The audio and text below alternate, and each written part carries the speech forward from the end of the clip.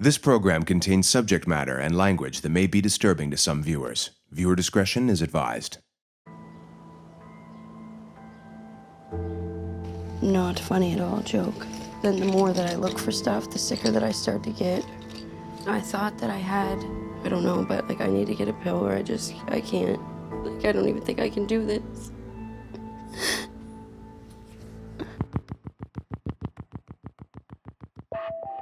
I'm currently addicted to opiates, meaning Dilaudid and hydromorph, crack, cocaine, injecting cocaine. You're not gonna like what you see. Okay, we're ready to roll. When I look in my daughter's eyes, I see a lost soul. She's just doing things that she never used to do, stealing, drugs, feeding the habit that she's in, and throwing everything else aside. Please, I'm gonna start smashing my head. You want a hug, Shannon? No. What's that gonna do? It's kind of a double-edged sword that I want to try to help Shannon get through her stuff while getting the baby away from Shannon.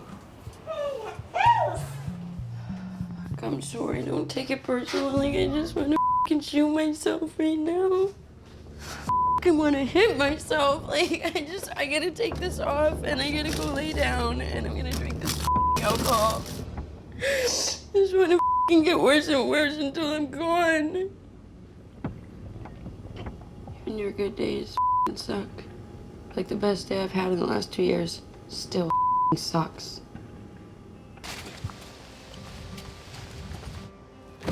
I can tack her up for you if you want. I have been friends with Shannon for 15 years now. We met through horseback riding. Shannon has been quite passionate about horses. We've just always been close since I was about 7. I'm super excited to get on him. It's been so long. I think Shannon's love for horses is her way of having control on her own life. Oh my gosh. It feels so cool. I think the only time I really see Shannon her true self is when she is around horses.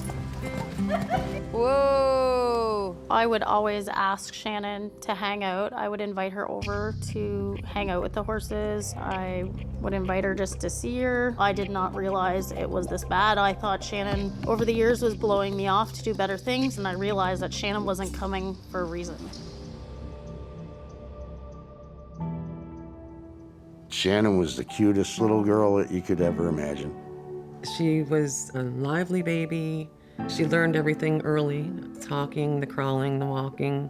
She has a huge connection to animals. When she first became in love with animals, and she looked up in the field, there was a riding ring, and there was horses in it. And she was, I think, 4. And she goes, "Daddy, what's that?" And he said, "Those are horses." They got out and looked, and they watched the girls riding around the ring. But she wasn't intimidated at all. She reached right in there and pet them like a natural. And that's where she met a lot of her friends. It was just all about our passion for the horses. She felt awesome about the fact she was so small and had control of this big horse. She's running around with a 400-pound friend. Like, yeah. It wasn't just a girl and her horse. It wasn't. I was about 7 years old. A family member snuck into my room. He molested me.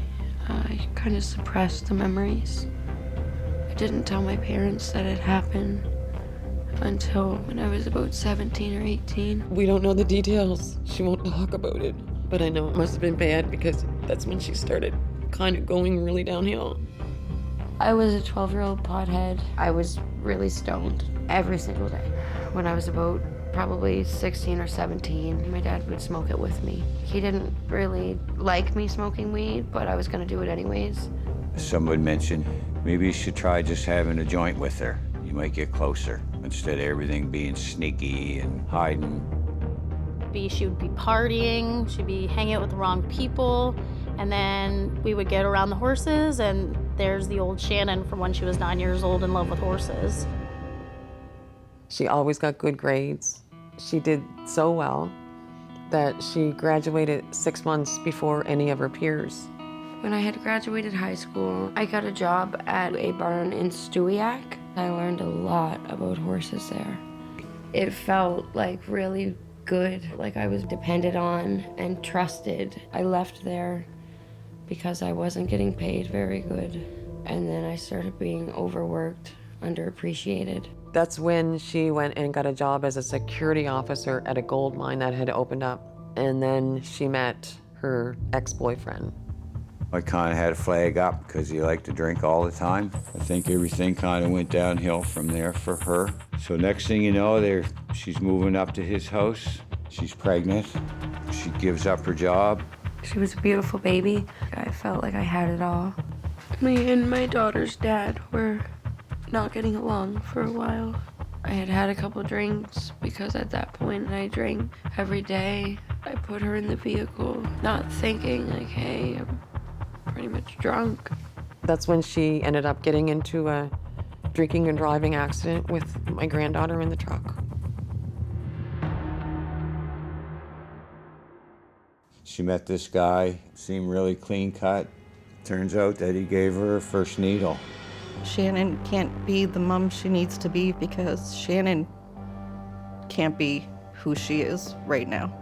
Ever since that first time doing it, it's just been a road of needles and crack pipes and broken promises and empty dreams and losing everything. My head's it's been like this all day. I leave for a night and where I go and do cocaine and crack. Hey, what up? How you doing? My buddy goes around and goes hotel hopping, so he just goes in the hotels and finds doors that are open and treats the room like it's his. This guy's crazy. He's one of the craziest people I know, but he's got a very big heart. I've given up, traded, and lost everything that I've worked for my whole life for drugs. Once I run out of things to sell, I started selling naked pictures of myself. That's something that, like, if I'm really pill sick, I will still do to this day. I'm just gonna run over to my friend.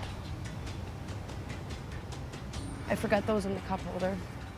I know she feels super guilty and she feels humiliated with everything that's gone on. She lost her light. We need to get her back. Hi, Shannon. Hey. How are you? I'm Ian. I'm gonna have a seat. So, Shannon, we all came together today in love as a family to give you the support you need to be able to get well. We're gonna read some letters to you and offer you some gifts today. If you don't accept this amazing offer of help, our relationship will need to be strictly through phone calls or messenger. I will cut all communication until you choose you. Love yourself, love your daughter, and the many animals that are going to need you. So please accept this help. I don't want to turn my back on you ever. Love, Dad. I love you. You'll take the help we're offering you today? Thank you, baby. Thank you so much. Good job, honey. We love you.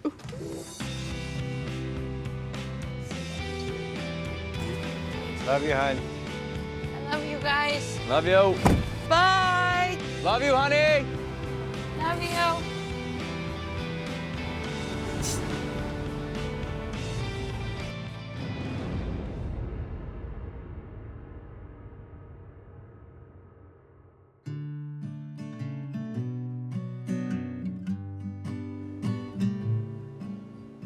What led me to come back was just, I think, the self-shame and the regret that I had of messing it up. When I first got here, I thought that I was gonna be doing it just for my daughter and for my family. In the last few weeks, I finally hit a point that I actually want to be sober for me. I felt like I finally forgave myself, and I finally forgave me being molested, and I felt free.